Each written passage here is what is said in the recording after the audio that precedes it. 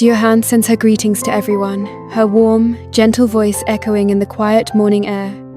She wishes everyone peace and good fortune in life, hoping that each person who hears this will smile and feel their hearts soften. In her kind eyes, Han doesn't forget to express her sincere gratitude to those who have silently followed, accompanied, and supported her throughout her journey, people she may never have met, but who have always been present with quiet and warm care. After days of unstable health, as her body gradually recovered, Han took the opportunity to return to her small garden.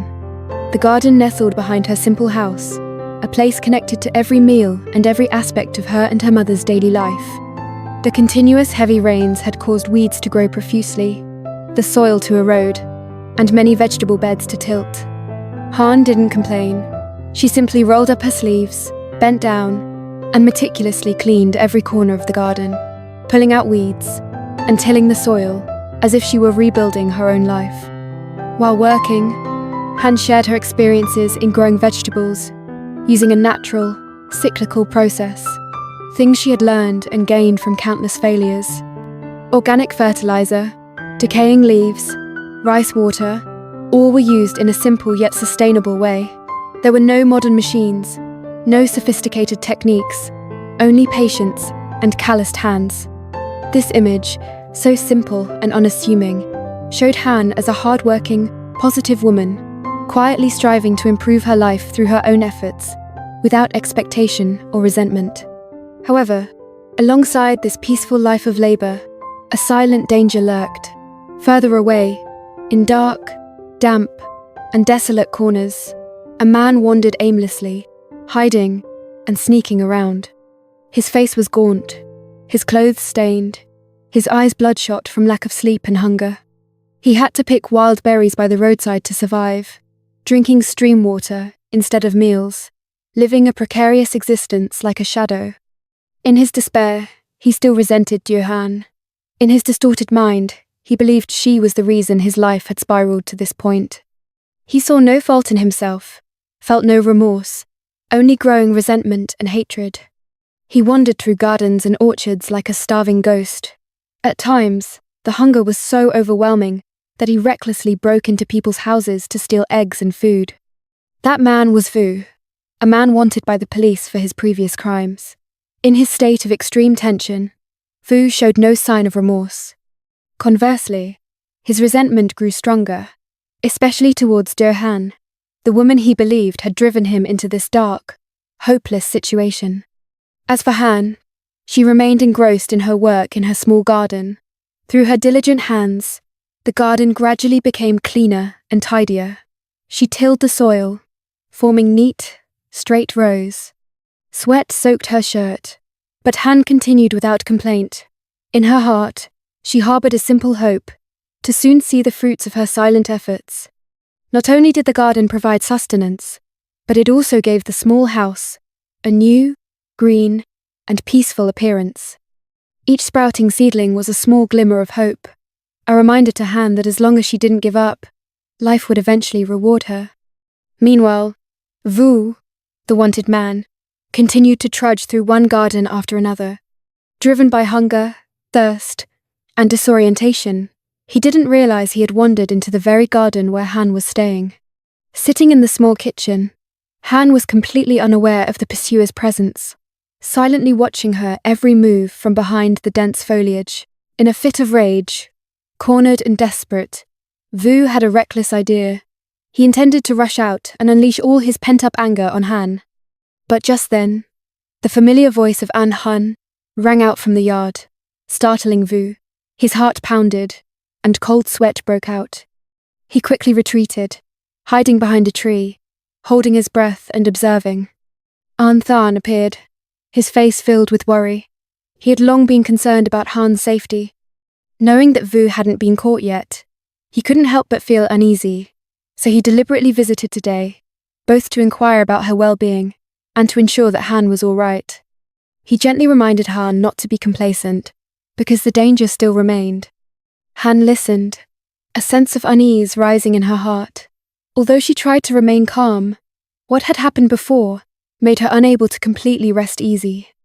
Neither of them knew that the fugitive was nearby, lurking in the shadows, silently listening to every word and gesture, waiting for an opportunity whose destination he himself didn't know. As Han prepared to leave home for her apprenticeship, they suddenly noticed something unusual around the small house. Strange, faint noises emanated from the backyard, making the atmosphere heavy.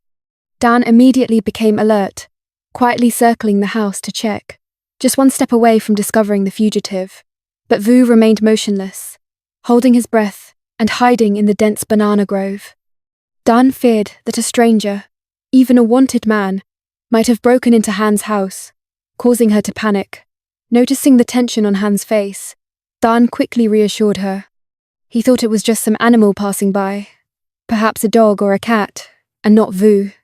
Than gently comforted Han and assured her that he would always protect her and prevent anything bad from happening. Afterward, Tan drove Han to her vocational school. As their figures disappeared down the small road, the garden fell silent again, as if nothing had happened. It was then that the pursuer, who had been lurking behind them, dared to emerge. Seeing no one around, he quickly sneaked into Han's kitchen. In his ravenous hunger, he stole and devoured the bunches of bananas Han had kept, gnawing on them like someone who hadn't eaten in a long time. But unexpectedly, Han returned, suddenly remembering she had forgotten an important item. The sight before her left her speechless. A strange man was standing in the kitchen, completely unfamiliar with this house. A surge of fear overwhelmed Han, and she screamed. The scream shattered the silence. Than immediately turned and ran. But the man had already fled, leaving only a fleeting glimpse of his back disappearing behind a clump of trees, preventing Han from seeing his face clearly.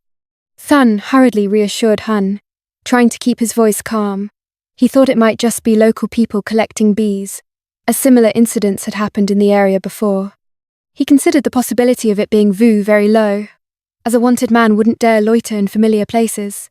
Despite this, a nagging worry lingered in Than's heart. More than anyone else, he understood that this suspicious appearance was not simple, and the danger surrounding Han had probably not gone away.